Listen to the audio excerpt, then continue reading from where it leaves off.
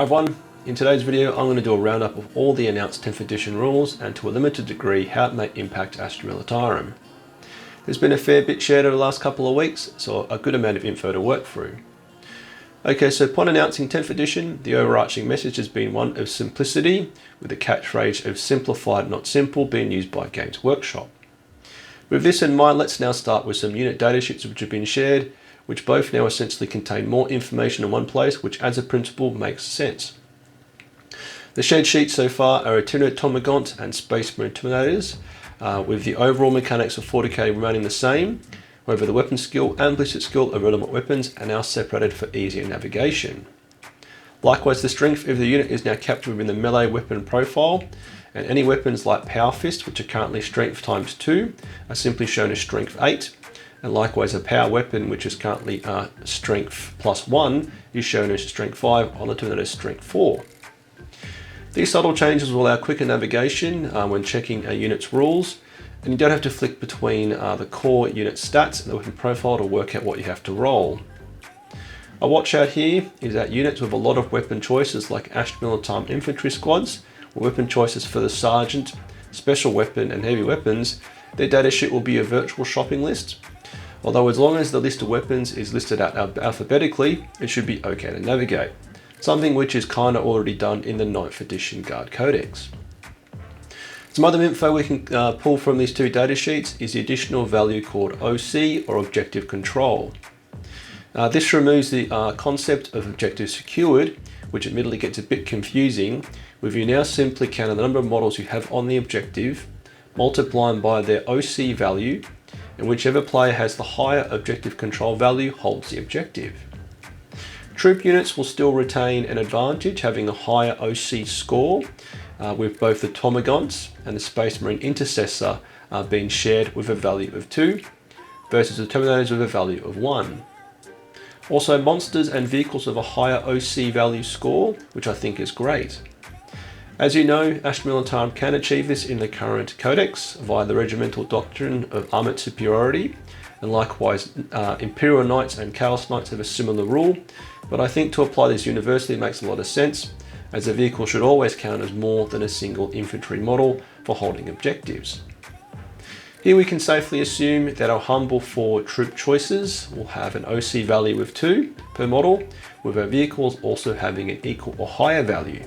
What we'll need to see is whether the vehicle physical size is going to impact the OC score, with say a Baneblade for example having a higher score than a Sentinel. However, based on the 9th edition Codex, you can probably assume that will carry over. Also, how leadership tests are done has been changed again. For those legacy players from 8th edition, remember that you used to roll a d6, add it to the number of models lost, and if the result was higher, the difference between the two values was how many models you lost.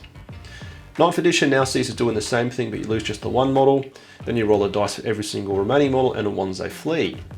Just saying this out loud is quite complicated, and don't of course forget if you are below half strength what it does to the roll.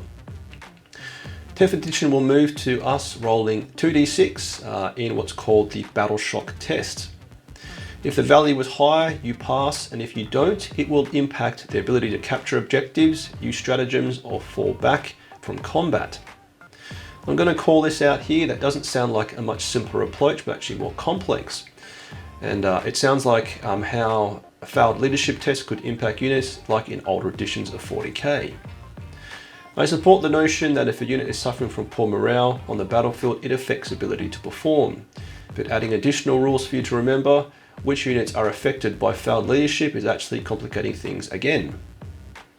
However, as to when a unit has to take a leadership test, we do not know. However, it has been called out that being below half strength, for example, would trigger this. So does this mean losing 2 models from Acadian Shock 10-man squad won't trigger a leadership test? We'll obviously have to wait and see. Another point called out in one of the announcements is the overall lethality of units in the game of 40k. What this means overall we'll need to see. What you can see from some of the unit weapons shared is it looks like the AP overall has been dialed back. With, for example, the Tomagant's Flesh Borer now AP 0, previously AP 1, and all of the Terminator melee weapons now AP 0, which for the Chain Fist is a significant reduction on its current AP 4. This points to the potential that you may more often have a stronger saving throw, where for example previously a Lemon Rust battle tank against a Chain Fist has a save of a 6+, which in 10th edition, if we keep our 2+ save, would be a 4+ save. This is certainly interesting and may mean that more better armoured units stick around, but the article also introduces a new rule being anti-weapons. These can be anti-infantry, monster or vehicle, with the Chain Fist example being anti-vehicle 3+, meaning on a wound roll of a 3+, you produce a critical wound into a vehicle target. What a critical wound is, we don't yet know. We could assume potentially it maybe bypasses the saving throw, or maybe does additional damage. I like the idea of specialist weapons being rewarded into the right target, with for say an example a melter gun getting a similar ability. But like with the new leadership rules, this feels like more rules being added, not less. Next, let's now examine the army list building rules.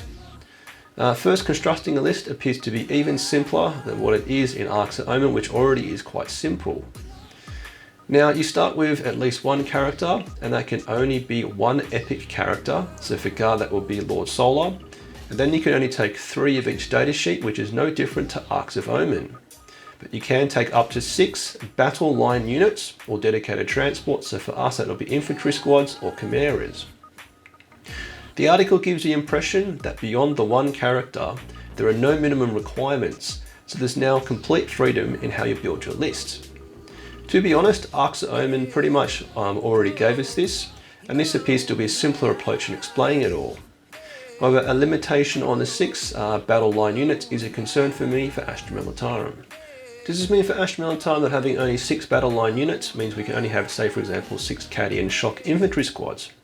That sure will suck if the meta shifts that suddenly Astra Militarum infantry squads are really good and only can use 6 of them. Now to the rules that impact your army. At launch of 10th edition, all units and armies will get a free index cards, which will include 1 detachment rule for each 40k faction.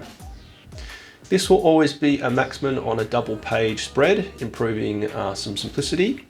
And these will represent a common fighting style for each faction, with more detachments coming out with each new codex. Each army will also get army abilities, with for example given being the Orc War, Tyranid Synapsis, Space Marine Oath of Moments, and Astra Militarum having orders. Each attachment will also give you access to specific stratagems, and the newly coined term of enhancements being essentially warlord traits and relics. I'm pretty sure I read somewhere that each attachment will have a maximum of 6 stratagems for each, on top of the 12 core stratagems that will be available to all players. I think having a free detachment ability at launch will better enable a degree of balance of the 10th edition launch, as opposed to 8th edition, where you just had data sheets but no army rules, which meant any army that had a new codex was simply crushing the meta early on. So from all of this, I get the sense that 10th edition will actually be better organised from a rule document point of view, rather than actually less overall rules. The addition of the new leadership rules and anti-weapon implies more core rules, and if an army is to have multiple detachment rules with the accompanying stratagems and enhancements specific to them, doesn't mean the codexes will be equally as complex as they already are. I am however positive to a rule document cleanup, as having countless books, FAQs, erratas and others is simply ridiculous. The real test for this will come with how they balance units or fix mistakes made. A point they did make is that the rule documents will be working on a 1-in 1-out basis, with new ones replacing old ones. How this will work for printed codex is yet to be seen, but at least the general direction here is very positive. So 10th edition will be a new way to understand the rules, and so far there hasn't been too much in implying a huge change to how the game is actually going to be played. I do of course know that the psychic phase will no longer exist, disappearing and being sprinkled into other phases, for example spells that affect movement be done in the movement phase, and likewise one that affects melee be done in the fight phase, which again makes sense. Also didn't cover some smaller elements like universal language being used once again, like deep striking and feel no pains, which of course makes sense. And there of course is also being shared how the mechanic of deep striking is yet to be changed. You can pick it up in another video. So what do you think of the announced 10th edition rules? And let me know in the comments. And if you enjoy this and want to support me, you can do so with a like, comment, or by subscribing, watching any of my other YouTube videos, including this video here, where I talk about why 10th edition has been released, or joining my Patreon platoon. And thanks to my current supporters. Let's get your bayonet sharp, last gun oiled, faith for the Emperor strong, Patreon platoon, sound off. Tank Commander Glenn, Tank Commander Watchdog Van Etten, Tank Commander Mitchell, Colour Sergeant DuPont, Sergeants Adal, the Colonel Merrill, Veteran Gibson, Hall, Lundeen, Guardsman Beard, Coquelin, Flint, Hills, Malik, Nitton, Nguyen, Smith, Tom, Tompkin, Conscripts England, Gilliam, Goodwin.